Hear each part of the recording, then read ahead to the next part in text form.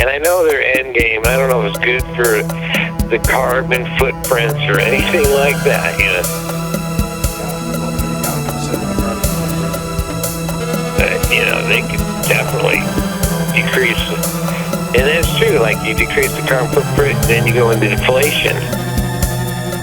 And then why would deflation end up in hyperinflation if all the fiat currencies are connected to one central bank? Everybody who likes it thinks it's a good idea. Who wouldn't like it? Russia or China or Japan or Africa? The American people like it. Oh, you think the people are going to uprise? I doubt it. I don't think they know what the Federal Reserve is.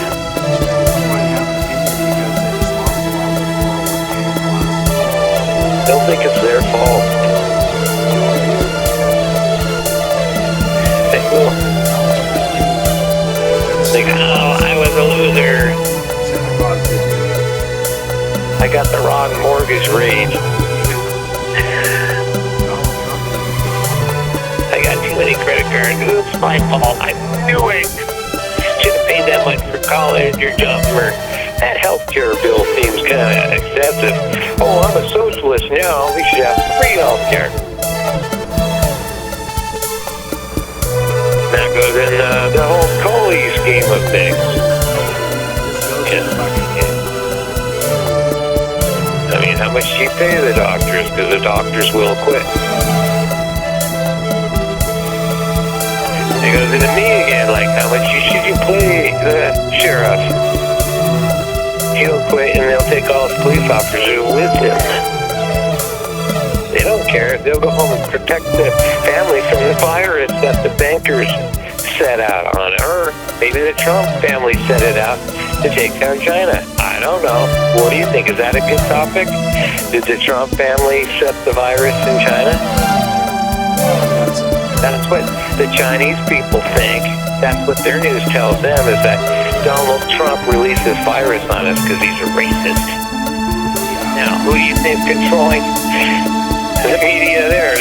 If the Chinese companies own our companies, they can't think that advanced. You know, it's Tom Brokaw probably just blabbering.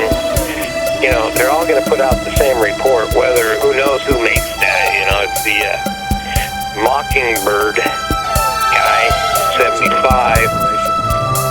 And it's like, yeah, just say, just make up shit, and it'll confuse people.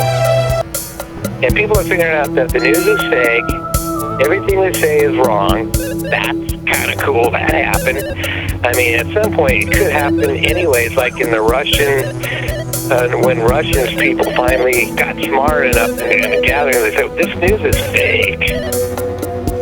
And then that's when their society broke down, when they realized that the news was so fake. They start fucking with you so much. But apples are oranges, and 2 + 2 is 19.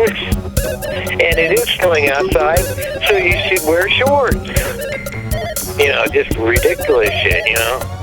That's part of their mind game. They think they can break down society. They don't respect us. They think we're that stupid. And we're finding out if they buy a bunch of toilet paper, you know. Nonsense principle. Either people want to be nonsensical or they don't, you know, and then they leave it up to the people to decide, and then they'll go, okay, how much debt should we put them under? And yeah, then it becomes debt camp, because they'll just arrest the stupidest people that got themselves in the debt, and they'll study what they bought with that. Like, wow, toilet paper, let's put this guy in a FEMA toilet paper camp. I mean, if they're that nice, you know, you think they just don't know what they're doing. Some people just think they don't know what they're doing. The interest rate, negative, +2, +5, you know, price controls, free healthcare, and then, you know, overall. Yeah, I think they've got some people's attention with this negative interest rate thing. Yeah, I think so. I mean, it just goes into, they were never the reserve currency, so it's whoever takes over. Well, it JP Morgan Chase, whoever takes over that bank, wins. The taxpayer from here on out. And, you'd have to chip people at that point. I'm just thinking you would have to anyways. There wouldn't be enough cash in society if you're going to bail out everything. The massage parlor, the tattoo shop, that's going out of business because people are afraid of the disease.